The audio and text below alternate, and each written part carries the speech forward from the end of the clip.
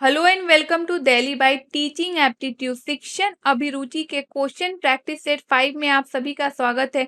इससे पहले मैंने टीचिंग एप्टीट्यूड के सारे ही लेक्चर्स को कवर किया है, साथ ही साथ क्वेश्चन प्रैक्टिस सेट 1, 2, 3, 4 को भी कवर किया है, जिसे देखने के लिए आप हमारे चैनल के प्लेलिस्ट में जा सकते हैं। वहां पे टीचिंग एप्टीट्यूड शिक्षण अभिरुचि नाम का प्लेलिस्ट बना होगा, जिसमें ये सारे ही लेक्चर्स आपको सीक्वेंस वाइज मिल जाएंगे। इन सभी वीडियो लेक्चर्स को आप एक एक करके देख सकते हैं और पढ़ सकते हैं, और इसी प्लेलिस्ट में आप लोगों को क्वेश्चन प्रैक्टिस सेट भी मिल जाएगा, जिसे आप प्रैक्टिस कर सकते हैं। तो चलिए हम देखते हैं हमारा पहला प्रश्न। एजुकेशन एक पावरफुल इंस्ट्रूमेंट है, शक्तिशाली साधन है, जिससे क्या क्या डेवलप हो सकता है।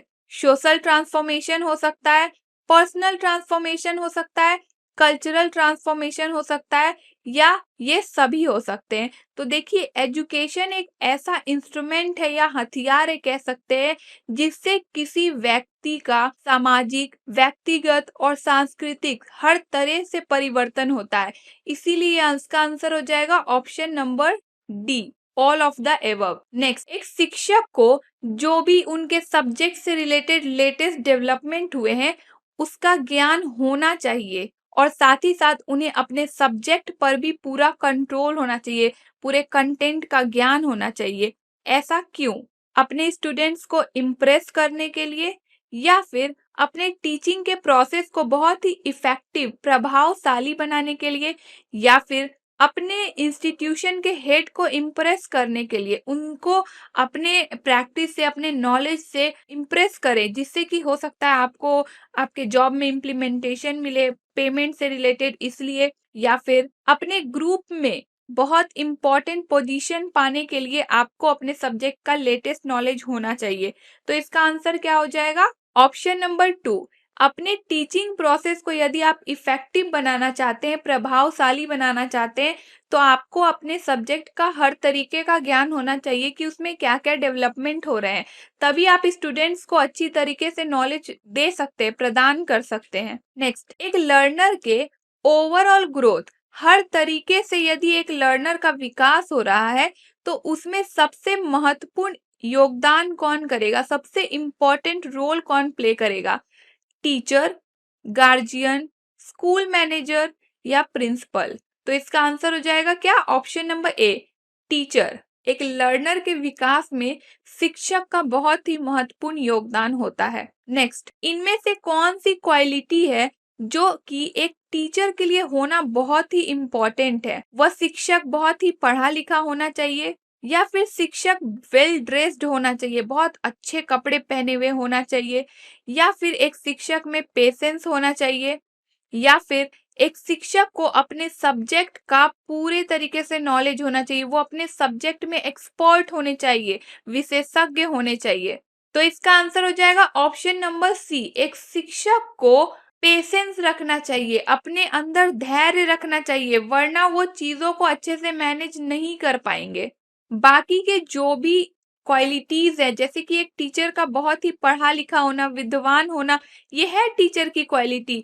टीचर को वेल ड्रेस्ड होना चाहिए, टीचर में अपने सब्जेक्ट का उन्हें बहुत ज्ञान होना चाहिए, एक्सपर्ट होने चाहिए, पेशेंस भी उनमें होना चाहिए। चारों ही क्वालिटीज एक टीचर की है, लेकिन यहाँ पे सबसे महत्वपूर्ण पूछा जा रहा है, तो सबसे महत्वपूर्ण क्या है कि एक शिक्षक को धैर्य रखना चाहिए, क्योंकि डिफरेंट डिफरेंट टाइप के स्टूडेंट्स को डील करना होता है, तो वहां पे प्रॉब्लम आएगा। अगर आप में पेशेंस नहीं होगा तो आप नहीं डील कर सकते हैं और अच्छे शिक्षक नहीं बन सकते हैं। नेक्स्ट, अगर क्लासरूम में आपको जानना है कि कौन अच्छा कम्युनिकेटर है और किसकी बातों पे विश्वास किया जा सकता है, तो इसे आप कैसे समझेंगे? ये देखकर कि जो कम्युनिकेटर है, जो बातें अपनी रख रहा है, क्या वो हाइपरबोले यूज कर रहा है, यानी कि वो बहुत ज्यादा एग्जेजरेशन कर रहा है, चीजों को बहुत बढ़ा चढ़ा के बता रहे हैं, या फिर जो कम्युनिकेटर है वो अपने वॉइस का लेवल अप डाउन कर रहे हैं, यानी कि लोगों को कनेक्ट करने की कोशिश कर रहे हैं, या फिर वो जो स्पीकर है वो बहुत सारे कॉन्सेप्ट्स का यूज कर रहे हैं अपने बातों को बताने के लिए,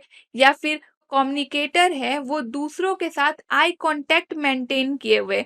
तो देखिए, अगर आपको जानना है कि आपके साथ जो भी बात कर रहे हैं, जो कम्युनिकेटर होते हैं, उन पे ट्रस्ट किया जा सकता है कि नहीं, उनका ट्रस्ट लेवल, उनका कम्युनिकेशन में पकड़, इन चीज़ों को यदि आपको जानना है तो आप उनके आई कॉन्टेक्ट से समझ सकते हैं। नेक्स्ट, एक शिक्षक की प्राइमरी ड्यूटी क्या होती है? अपने स्टूडेंट्स का इंटेलेक्चुअल स्टैंडर्ड बढ़ाना, उनकी फिजिकल स्टैंडर्ड शारीरिक स्तर को बढ़ाना, या फिर उनका ऑलराउंड डेवलपमेंट करना, या फिर उनमें मूल्य प्रणाली को आत्मसात करना। तो देखिए इसका आंसर क्या हो जाएगा? All round development. एक शिक्षक की ये ड्यूटी होती है कि वो अपने स्टूडेंट को सोशली, कल्चरली, पर्सनली, कॉग्निटिव हर तरीके का डेवलपमेंट करे, ना कि सिर्फ नॉलेज प्रदान करे।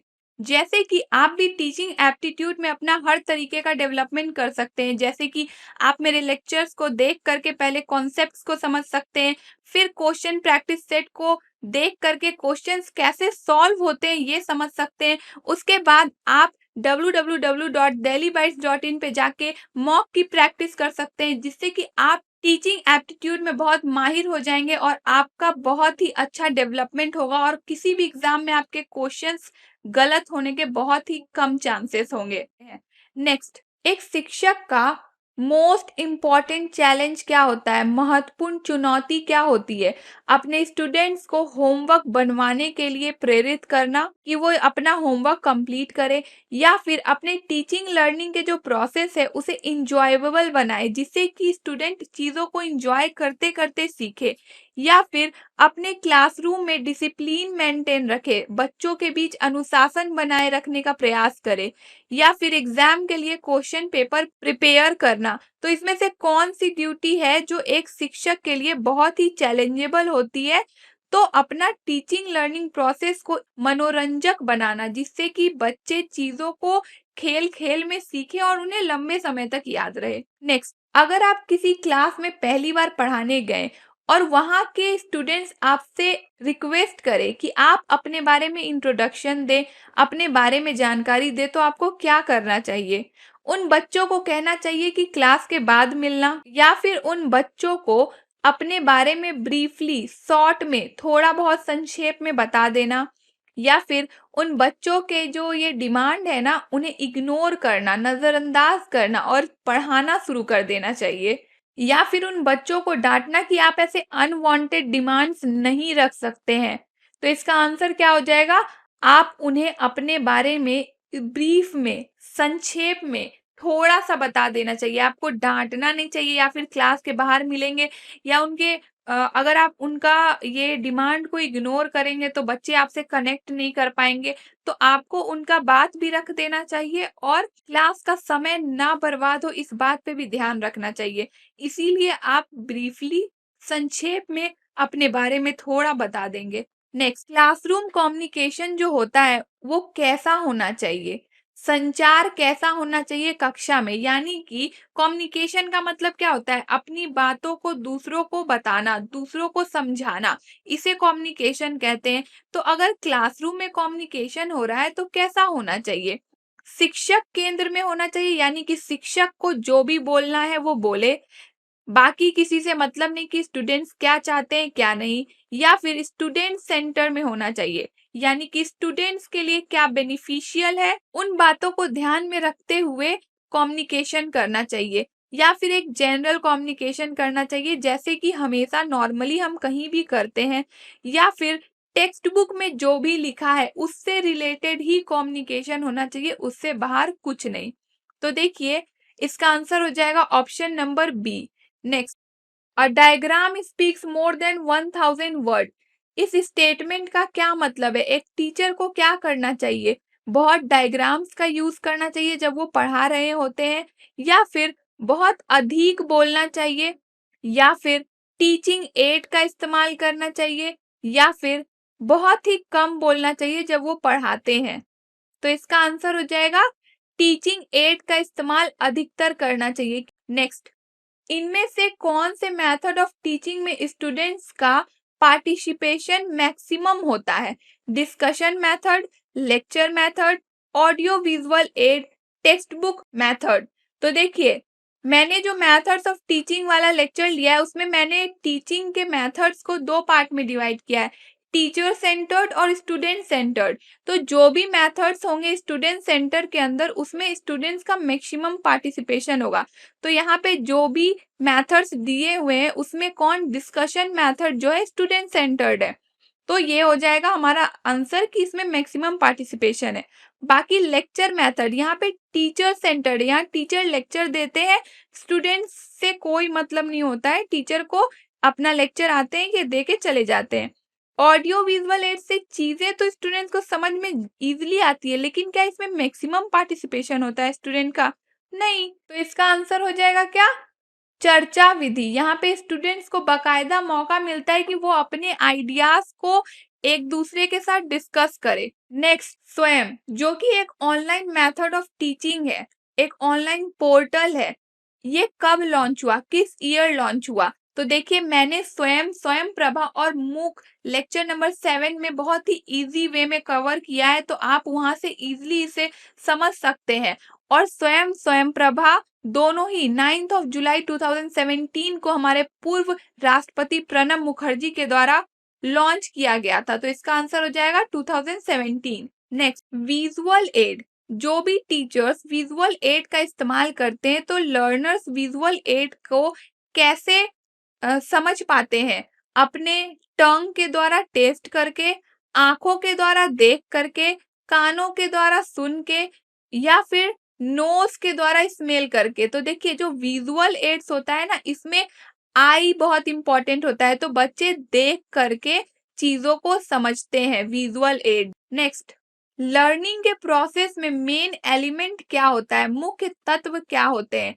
लर्नर की इच्छा होनी चाहिए लर्न करने की, लर्नर्स में प्रेरणा, मोटिवेशन होना चाहिए कि वो चीजों को सीखे, फेवरेबल इन्वायरमेंट होना चाहिए, अनुकूल वातावरण होना चाहिए बच्चों के लिए ताकि वो चीजों को सीखे, या सारे ही ऑप्शंस करेक्ट है? तो इसका आंसर हो जाएगा ऑल ऑफ द एबव। क्योंकि अगर आप लर्नर्स को पढ़ाना चाहते हैं तो लर्नर्स की इच्छा होनी बहुत जरूरी है, वरना आप कितना भी मेथड्स का यूज क्यों ना कर ले, लर्नर्स नहीं सीख सकता है। लर्नर्स में मोटिवेशन होना चाहिए ताकि वो चीजों को सीखने के लिए हमेशा मोटिवेटेड रहे, और साथ ही साथ फेवरेबल इन्वायरमेंट होना चाहिए। ऐसा नहीं कि बच्चों को जहाँ डीजे वगैरह बज रहा है वहां पढ़ने बैठा सकते हैं क्या? नहीं। तो ऐसा इन्वायरमेंट होना चाहिए कि बच्चे वहां पे पढ़ सके। नेक्स्ट, जब आप क्लासरूम में पढ़ा लेते हैं, ठीक है, एज अ टीचर, तो आपको क्या करना चाहिए क्लासरूम छोड़ने से पहले? ब्लैक बोर्ड को क्लीन कर देना चाहिए, या फिर ब्लैक बोर्ड को जैसा आपने लिखा है उसमें जो भी उसे वैसे ही छोड़ देना चाहिए, या फिर किसी बच्चे को कह देना चाहिए कि बोर्ड जाके क्लीन कर दो, या फिर इनमें से कोई भी काम आप कर सकते हैं, सारे ही सही है। तो इसका आंसर क्या हो जाएगा? आपको क्लासरूम छोड़ने से पहले ब्लैक बोर्ड खुद से साफ करके निकलना चाहिए। ये एक अच्छे शिक्षक की पहचान होती है। This was all for this video lecture. अगर आप लोगों को टीचिंग एप्टीट्यूड के सारे लेक्चर्स सीक्वेंस वाइज चाहिए तो आप हमारे चैनल के प्लेलिस्ट में जा सकते हैं। वहाँ पे टीचिंग एप्टीट्यूड नाम का प्लेलिस्ट बना होगा जहाँ पे ये सारे ही लेक्चर्स आपको सीक्वेंस में मिल जाएंगे। साथ ही साथ आप लोगों को आगे आने वाले वीडियो लेक्चर्स के अपडेट चाहिए तो डेली बाइट्स को सब्सक्राइब कर ले, साथ ही साथ बेल आइकन को भी प्रेस कर ले। And also follow and connect with us for updates and queries on WhatsApp, Facebook, Telegram and Instagram. Links are available in the description box. Stay tuned, stay updated, and don't forget to follow your dreams and do comment your views in comment section. Thank you.